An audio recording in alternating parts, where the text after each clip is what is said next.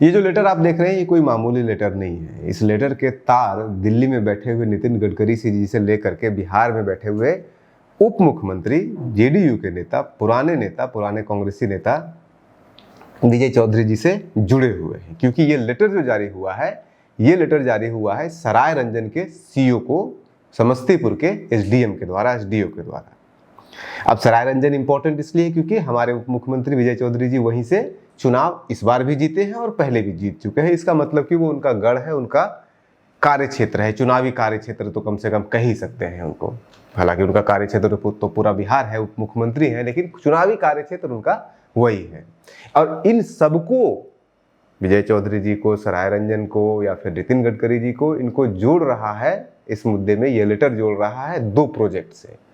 एक प्रोजेक्ट है जो कि पटना पूर्णिया ग्रीनलैंड एक्सप्रेसवे, जहां पे समस्तीपुर में कुछ लफड़ा हुआ है। तो वो लफड़ा के ऊपर हम तो पूरा रिपोर्टिंग किए हैं जाकर के, उसको लेकर के 2-3 वीडियो बना हुआ है जो ग्राउंड पे जाकर के हमने सारा कुछ पता किया है। उस हाईवे को लेकर के जो लफड़ा है शॉर्ट में हम यहाँ पे भी बता देंगे, लेकिन यहाँ पे हम ज्यादा फोकस करेंगे उस दूसरे प्रोजेक्ट को लेकर के, क्योंकि इस लेटर में दूसरे प्रोजेक्ट की बात किया है। वो दूसरा प्रोजेक्ट है सराय रंजन मार्केट से मुश्किल से 4-5 किलोमीटर दूरी पे, 4-5 भी कहाँ होगा, 2 से 3 किलोमीटर की दूरी पे कबरा गांव है। उस कबरा गांव के अंदर एक पावर ग्रिड बन रहा है।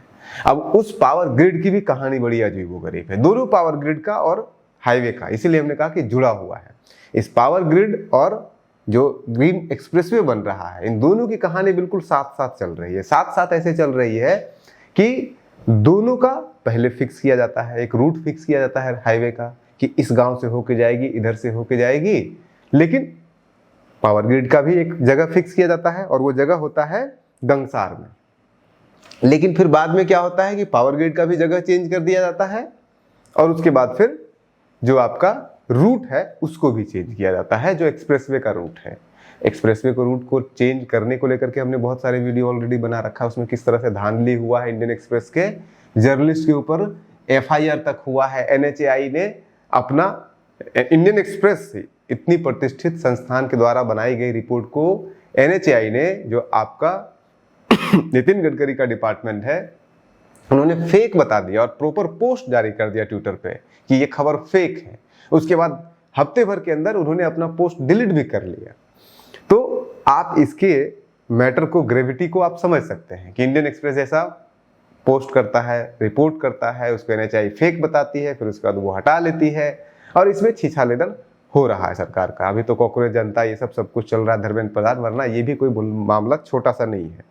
और इसको कनेक्ट कर रहा है ये पावर ग्रिड। कहानी बहुत लंबी है। जो मोस्ट इंपॉर्टेंट स्टार्ट हम इस लेटर से आपको करते हैं कि लेटर जारी क्यों हुआ।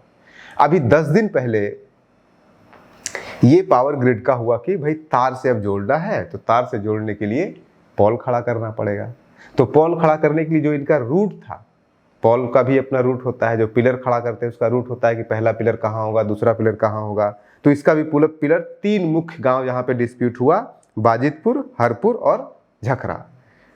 13 नंबर पिलर से लेकर के 25 नंबर पिलर के बीच में ये पूरा विवाद हो रहा है। तो असल में 10 दिन पहले झकरा गांव में बिजली विभाग के लोग गए पोल गाड़ने के लिए, 2-3 गड्ढा कर दिए। तब तक ग्रामीण लोग जो है वो जमा हुए, विरोध किया और काम करने से बंद किया गया। फिर वहां पे वज्रवाहन के साथ पुलिस आती है अगले दिन और उसको रोकने का प्रयास, ग्रामीणों को समझाने का प्रयास होता है, लेकिन ग्रामीण उग्र होते हैं और अंततः पुलिस वापस जाना पड़ता है। और वापस ही नहीं जाना पड़ता है, जो 3 गड्ढे हुए पड़े थे उसको ग्रामीणों ने मिलकर के वहीं पे भरवाया। पुलिस से कहा कि आप भरवाइए, हम भी मदद करते हैं।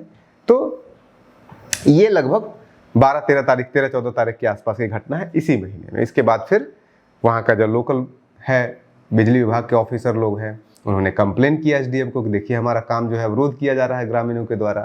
तो एसडीएम ने ये लेटर जारी किया सीईओ को और जो कार्यपालक दंडाधिकारी है उनको जारी किया कि भाई देखिए वहाँ पे सुरक्षा का इंतजाम कीजिए, आज 27 तारीख से सुरक्षा का इंतजाम कीजिए और सुरक्षा के इंतजाम में ये पोल को गढ़ा जाएगा। अब सरकार कितनी सुरक्षा करती है जिससे कि ग्रामीण डर जाए या फिर ग्रामीण डर के पीछे हट जाए, अब इस बार जो है उनको पोल गढ़ने दे, वो तो आज या कल अगले 1-2 दिन का घटनाक्रम बताएगा। लेकिन इसके जो पुरानी कहानी है, जो तार है, उसको अगर आप समझिएगा तो पहले इस पावर ग्रिड को समझ लीजिए। ये पावर ग्रिड बहुत जगहों पे बनते रहता है, तो यहाँ पे भी एक पास हुआ, जरूरी है। तारापुर के बाद कोई पावर ग्रिड वहां पे था नहीं समस्तीपुर में, इस रूट में, सरायरंजन के रूट में। तो इसको पास किया गया कि ठीक है सरायरंजन में एक पावर ग्रिड बनाया जाएगा, लेकिन सरायरंजन में कहां पे बनाया जाएगा? तो सरायरंजन में तय हुआ कि पहले सरायरंजन से ही थोड़ी दूर पे ही एक गांव है जिसका नाम है गंगसार, उस गंगसार गांव में इसको बनाया जाएगा। पास हो गया सब कुछ, यही साइट रहेगा। और उस साइट पे, गंगसार वाले साइट पे सरकारी जमीन भी लगभग 80% लोगों का दावा है, हमें नहीं पता, लोगों का दावा है कि 70 to 80%, स्थानीय लोगों का दावा है 70 to 80% सरकारी जमीन थी, 20-30% निजी थी, उसको खरीदना था। फिर उसको कैंसिल कर दिया गया। प्रोजेक्ट कैंसिल नहीं किया गया, उस जगह को, गंगसार नहीं होगा अब कहीं और होगा। क्यों होगा? क्योंकि वो लो लैंड है, यानी कि गड्ढे में जमीन है, तो उसको भरने में बहुत पैसा लग जाएगा, इसलिए उसको छोड़ दिया जाए, कोई दूसरा जगह ढूंढा जाए जो थोड़ी ऊंचे जगह पे हो। तो दूसरा जगह ढूंढा गया कबरा। कबरा भी लो लैंड है।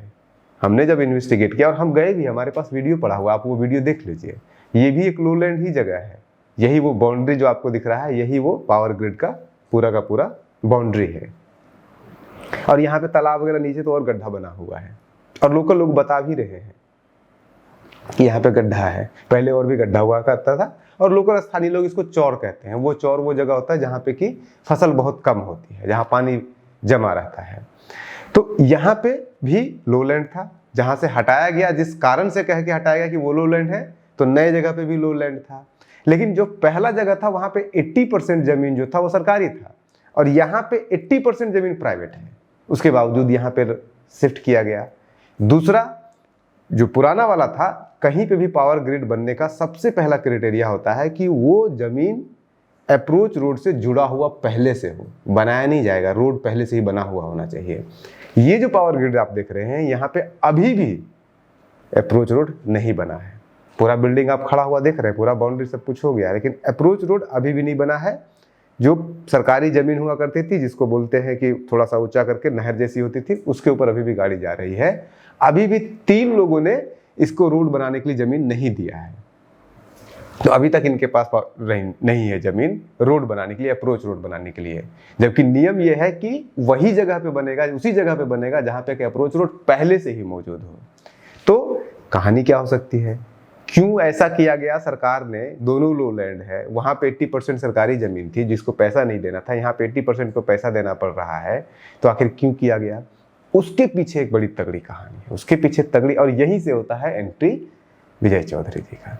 विजय चौधरी जी के एक खासम खास है, जो कि बहुत सारे लोग हैं वहाँ पे, बॉबी ईश्वर और भी ईश्वर, बहुत सारे ईश्वर हैं जो कि इन्हीं स्वजातीय हैं, इनके करीबी हैं। कोई पारिवारिक मामला नहीं है, लेकिन करीबी हैं बहुत। इनकी जमीन उस जगह पे थी जहाँ पे पावर हाउस बन रहा है। तो अब उस चौर जहाँ पे की खेती बहुत कम होती है, उस जमीन पे, अपनी जमीन पे बनवाने के लिए इन्होंने ऐसा किया कि यहीं पे पास करा दिया जाए ताकि हमको पैसा मिल जाए। तो पैसा दे, भाई जमीन दे रहे हैं, उसके बदले सरकार आपको पैसा दे रही है, इसके लिए इतना बड़ा खेल करने की क्या जरूरत थी?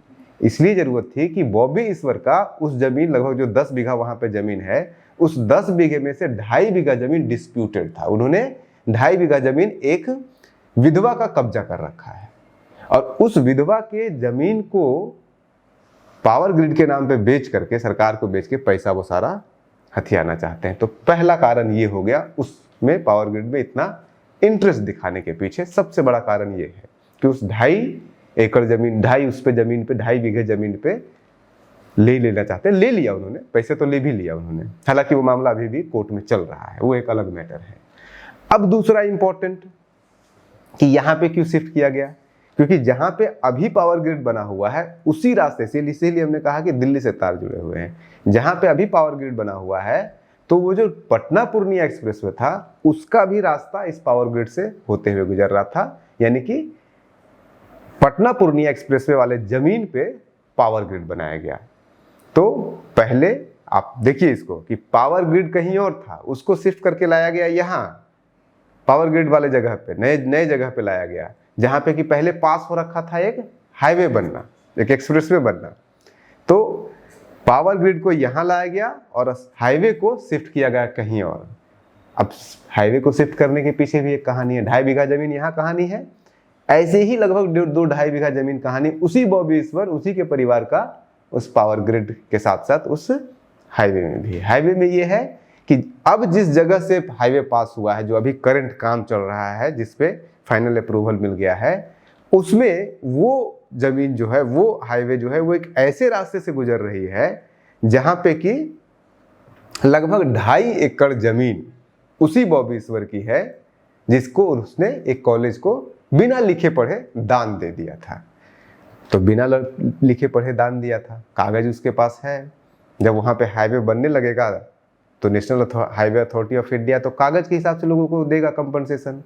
तो 2.5 एकड़ जमीन यहाँ कब जाने का, कंपनसेशन लेने का कहानी, लगभग 2.5 बीघा और लगभग 2-2.5 एकड़ जमीन वहाँ पे कंपनसेशन लेने के पीछे लगभग 4-5 बीघा, 5 बीघा 6 बीघा के आसपास का कंपनसेशन लेने का ये पूरा कहानी है, जिसमें कि करोड़ों का डील है। ये है इस पावर ग्रिड की असली कहानी और इसी के लिए इतना झमेला हो रहा है। हालांकि इसकी कहानी तो अंदर की पेचीदगियों में अगर फंसिएगा तो बहुत लंबा चौड़ा है। हम तो दिन भर जाकर के वहां पे कोई गुजारे तो हमें पता चला कि क्या क्या इसके पीछे कहानी, लेकिन शॉर्ट में अगर आप समझिए तो शॉर्ट में यही है। तो 2 सबसे बड़े इंपॉर्टेंट सवाल होते हैं। एक और पॉइंट जो हमने आपको नहीं अभी तक बताया है, पावर ग्रिड को गंगसार से शिफ्ट करके कबरा किया गया, उसके पीछे क्या जो लॉजिक दिया गया वो सारा लॉजिक बोगस है, क्योंकि वो भी लोलैंड में था, ये भी लोलैंड में है। अभी वाला ज़्यादा महंगा पड़ गया क्योंकि अभी ज़्यादा ज़मीन खरीदना पड़ा है, तो ये बोगस हो गया। दूसरी चीज़ जो इम्पोर्टेंट ये है कि जब पावर ग्रिड को ताजपुर से कनेक्ट करने के लिए, ताजपुर वही जो कर्पूरी ठाकुर जी का जिस जगह पे वो पढ़ा करते थे, ताजपुर स्कूल में पढ़ा करते थे, तो ताजपुर से सरायरंजन के पावर ग्रिड को कनेक्ट करने के लिए जो तार का पास हुआ रूट, वो रूट पास हुआ 2 फेज में। ये एक और सवाल खड़ा करता है कि सरायरंजन मार्केट से पहले जो भगवानपुर जगह है वहां तक 1 साल पहले तार का रूट पास हो चुका है, और सरायरंजन मार्केट में आकर के वहीं पे छोड़ दिया गया उसको, क्योंकि ये क्लियर नहीं था कि ये बनेगा कहाँ पे। क्योंकि यहाँ पे बैठे हुए जो विजय चौधरी जी के कुछ करीबी लोग हैं, वो इस प्रयास, इस 1 साल के बीच का जो टाइम लिया गया, वो इस प्रयास में लगे रहे कि पावर ग्रिड को वहां से शिफ्ट करके यहाँ करो और यहाँ पे जो हाईवे है यहाँ से शिफ्ट करके वहां करो। और इस 1 साल में इस बीच में ये खेल खेला गया और उसके बाद फिर अब पास कर दिया गया 1 साल के बाद, जो भगवंतपुर है उससे लेकर के कबरा गांव तक, जो लगभग 5-6 किलोमीटर, 4-5 किलोमीटर का है, जिसमें कि आपको पिलर नंबर 13 से लेकर के पिलर नंबर 25 तक का कहानी है, जिसमें कि झगड़े चल रहे हैं। तो 2 इंपॉर्टेंट इस पूरे लेटर पे 2 इंपॉर्टेंट पॉइंट उठते हैं जो कि ग्रामीणों के लिए इंपॉर्टेंट है। पहला सवाल, आपने शिफ्ट क्यों किया पावर ग्रिड का, जबकि वहां पे 80% जमीन थी, लो लैंड था, उसको भर देते, क्योंकि यहाँ पे भी तो आपको लोगों की जमीन खरीदने के लिए ये भी लो लैंड है और पैसा भी देना पड़ा। पहला पॉइंट ये। दूसरा पॉइंट ये कि जब आप पावर ग्रिड का रूट बना रहे थे तार लाने के लिए, तो आपने भगवंतपुर तक ही रूट क्यों बनाया पहले फेज में, पूरा क्यों नहीं बनाया था पहले फेज में? इसका मतलब कुछ न कुछ गड़बड़ चल रहा था। ये 2 सवाल है जो सरकार को, सरकारी महकमे को देना पड़ेगा, ग्रामीणों को, और जिससे भी हमने रेज किया ग्रामीणों का भी यही सवाल है। और बाकी जो सवाल नेशनल हाईवे को लेकर के है, जो ग्रीनलैंड एक्सप्रेसवे को लेकर के हाईवे जितने सारे हैं, जिसमें कि ग्रामीणों का जमीन जा रहा है, कॉलेज टूट रहा है, घर टूट रहा है, उसमें इतना घर टूट रहा है, इसमें कम टूट रहा है, वो सब कहानी के लिए हम ऑलरेडी आपको 2-3 वीडियो बना चुके हैं और अभी 1-2 वीडियो और बना के देंगे हम आपको उसके ऊपर। आप बने रहिए न्यूज़ हंटर के साथ। नमस्कार।